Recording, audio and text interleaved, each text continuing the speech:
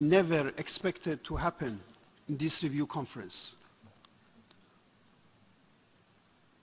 Over than 190 states parties to the treaty made tremendous efforts to elaborate the provisions of the final document, to cover the review of the articles of the treaty for 4 weeks, days and night. The assessments given by this review conference in the section of backward looking and defining the roadmap in front of us in the forward looking were supposed to guide us in the coming 5 years within the disarmament agenda. We are really surprised that today 3 delegations rejected the possibility of the conference to agree with the minimum common denominators defined within intensive main committee discussions, informal discussions, and informal discussions within the conference. The working paper that you suggested, Madam President, was in fact not the result of your personal efforts, but was reflecting the common minimum requirements and denominators which you and many main interlocutors perceived to be as the possible compromise in the conference.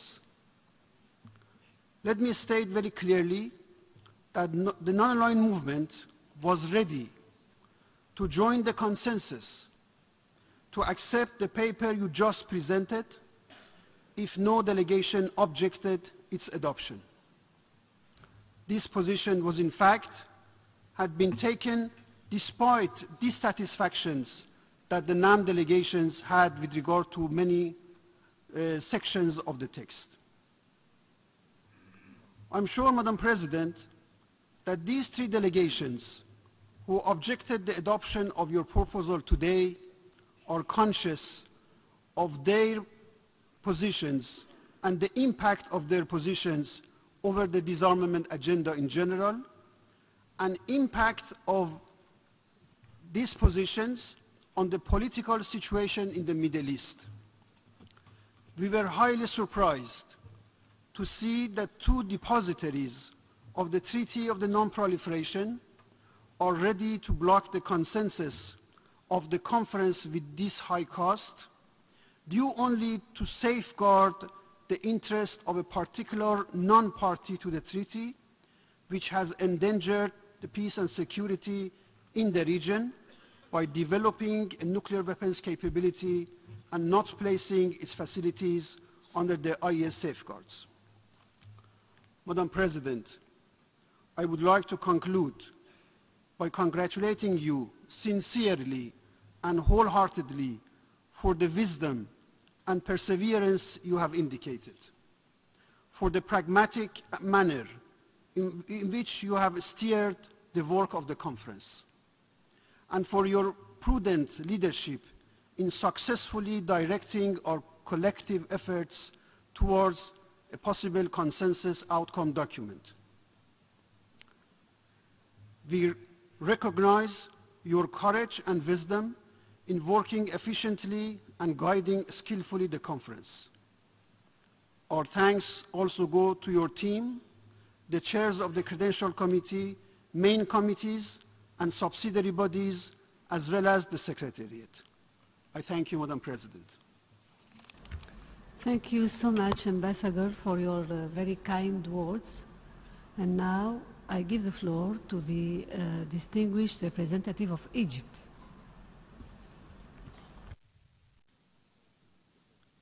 Thank you, Madam Chair, Madam President, and let me at the outset thank you very much and congratulate you for all the great efforts you have done tirelessly throughout the last 4 weeks, the last month, in order to move this process forward. I want to thank your staff, I want to thank the Secretariat, and to thank all the delegations who have come here to pursue a very noble objective. Madam Chair, Egypt fully associates itself with the statement made by Tunisia on behalf of the Arab Group and Iran on behalf of the non-aligned movement.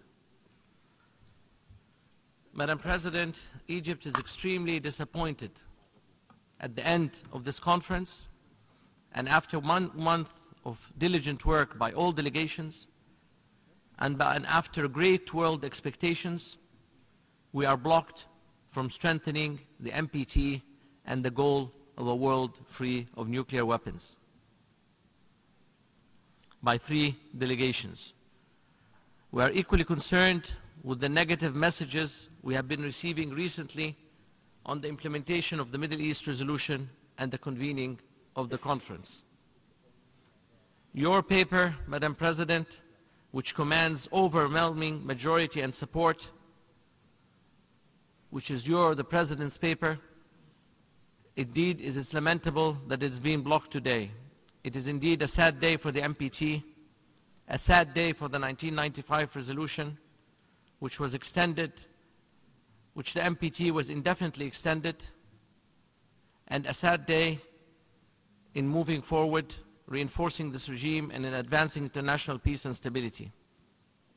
As we and many parties in the Arab group, NAM and beyond, have said many times for the last 4 weeks, we have come here to work and engage positively with all. We have come to look forward, not to look backward. And we were true to our intentions. Yet this approach and spirit, unfortunately, has not been reciprocated. Even taking a single step forward in the right direction in a 1,000-mile march has been blocked on purpose. It is very clear to us now, Madam Chair, that today the international community is witnessing the fallacious nature of the 1995 process. After 20 years, it is still being blocked. It seems that some countries are not satisfied except by obstructing. Some wanted us to replicate the 2010 process. Really, did that get us anywhere? It has resulted in failure. Or is it because of this failure that we are to repeat it again? Nothing, Madam President, in the paper you presented affects negatively any of the member states of the NPTs and their interests. Indeed, Egypt, the Arab group, and NAM have cooperated to the full with you, Madam President, to accept most of the things that were requested. The concept of consensus, a preparatory process, the participation of all and inviting of all, a special representative. And yet, this, again, was not enough. Most of the papers that were tabled were accepted by Egypt. And let me here commend a key co-sponsor, the Russian Federation, for their leadership in presenting a compromise paper which included the interests of everyone, and let me salute them for this leadership in trying to move the process forward. Madam President, today, this blocking epitomizes not only the failure of the NPT, but it also reflects the abuse of the concept of consensus. A few states, especially the United States, have stopped this document from moving forward, and I think this will have consequences in front of the Arab and the world public opinion, especially after 20 years of the adoption of the 1995 resolution. The lack of sufficient efforts by some co-sponsors have contributed to the state we are today, to such lack of implementation, along with the unilateral announcement of the postponement of the conference in 2012, without an acceptable excuse, without consultation of the states of the region. It is now also quite clear that after 5 years, it is no coincidence that we are being blocked again. It seems that the special responsibility entrusted with the 3 or the 2 of the depositories of the 1995 and the treaty seems to have been turning into not a special responsibility but a special veto. And as I said, even when the third key sponsor of the Middle East resolution, as Russia assumed leadership to place a middle-of-the-road compromise on an already straightforward approach to advance NPT legitimacy and promote disarmament, this approach was blocked. Madam Chair, Madam President, your paper was also blocked. Unfortunately, the moment of truth has come. By blocking this consensus, we are depriving the world, but especially the Middle East, of even one chance of a better future, away from the horrors and humanitarian consequences of nuclear weapons. As I said, Arab public opinion has been awaiting the results of this conference with great expectations. It is a public opinion that is already frustrated and disappointed by many failures and lack of implementation of agreements and commitments. Today is another failure in this process.